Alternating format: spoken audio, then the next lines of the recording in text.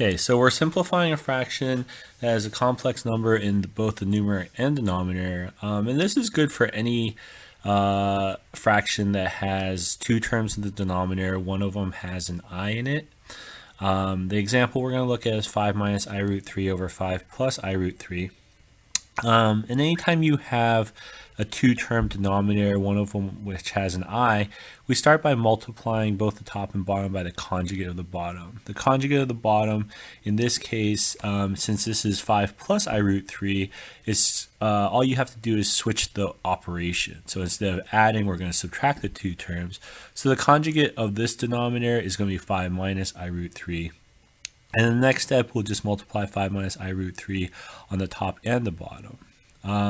The nice thing about this is that it doesn't really matter what's in the numerator because we can still leave I terms in the numerator, but we never want to leave I terms in the denominator. And what this does for us is it sets up a difference of squares. So if you remember earlier in algebra, you take a plus b times a minus b. What we end up with is two terms that multiply, and then when you have a plus b times a minus b, you get a squared minus b squared. So in this case, we leave a as 5 and b as I root 3. And so when we multiply across the bottom, right, we end up with 5 squared minus I root 3 squared. And the nice thing about that is there's no longer any i's because the I squared in the denominator will turn into a -1 term. And what we're doing here is foiling the top, right? So there's no shortcuts there. You just have to do the first, the outside, inside, last. But on the bottom, you can use that shortcut and say, well, here 5 squared minus I root 3 squared is the product of 5 plus I root 3 and 5 minus I root 3. We're going to simplify some of the terms.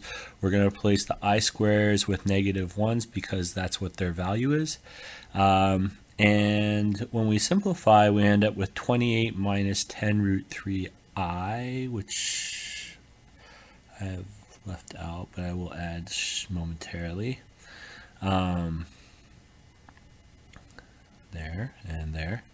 And then on the bottom, we end up with, on the top, in the numerator, we end up with 28 minus 10 root 3i. On the denominator, it simplifies to just 28. And if we write that as two separate fractions, we get 28 over 28 minus 10 root 3 over 28 times I. And we can simplify that even further, right? It becomes 1 minus 5 root 3 over 14 times I.